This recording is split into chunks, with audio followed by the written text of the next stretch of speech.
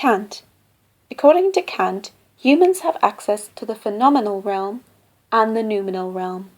The phenomenal realm is desires and inclinations, also described as our animal selves, and the noumenal realm is the intelligible realm of reason, which is described as our godlike self. The noumenal realm is constant, unchanging, and intelligible, whereas the phenomenal realm is sensible, changing, and transient.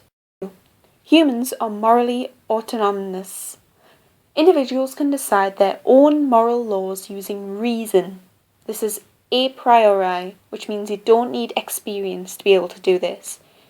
It can be accessed by all, and we all have freedom of the will. An act is good if it follows the good will. This good will is the sole intrinsic good. The intention must be to follow the good will, or your actions aren't good. The good will chooses to follow the moral law because it is the moral law. Therefore, consequences are not important. The good will follows the categorical imperative. The categorical imperative is an unconditional command which is absolute, universal, and deontological, as well as a priori, through reason, not experience. It is doing X for X's sake, not X for Y's sake. You treat things and others as ends in themselves. There are 3 maxims to follow the categorical imperative. 1. You only act on maxims you would want to universalize. For example, if you wouldn't want to universalize making lying justifiable, then you should never lie. 2. Treat others as ends in themselves. This means you don't use others for an ulterior motive. 3. Act as though you were a member of a law-making kingdom of ends. The summum bonum, supreme good. In the phenomenal world, desires and inclinations prevent people from acting rationally. Therefore, sometimes good people will suffer and bad people will prosper. Kant solves this by saying that we have a summum bonum, a supreme good which is achieved in the next world, which is a reward for the good people. This means that God therefore must exist, and we must have an immortal soul, and we must also have freedom of the will. It can be applied to sexual ethics, for example homosexuality.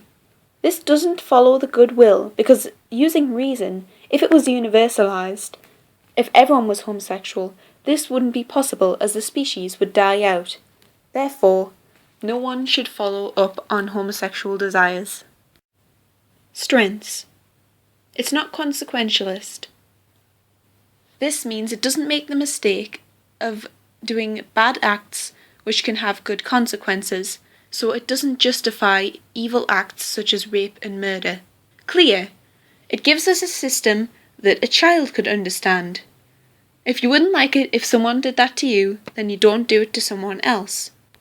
Reliable. A system of rules works because everyone knows what their obligations are. If you allowed people to break rules, the legal system would be a mess and no one would know what they were supposed to do. Ends in themselves. Kant's respect for human life means that he doesn't allow injustice or unfairness.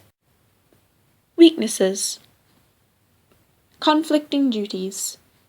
If 2 duties conflict, it gives you no guidance over which of the duties you actually follow.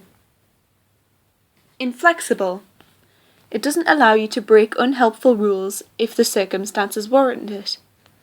Yet there are some occasions where consequences are so severe, it might be better to break a rule than allow awful things to happen. Every situation is unique. Universal rules aren't helpful because in the real world, every situation is different. If no 2 situations are the same, then morality should also be relativist, not absolutist.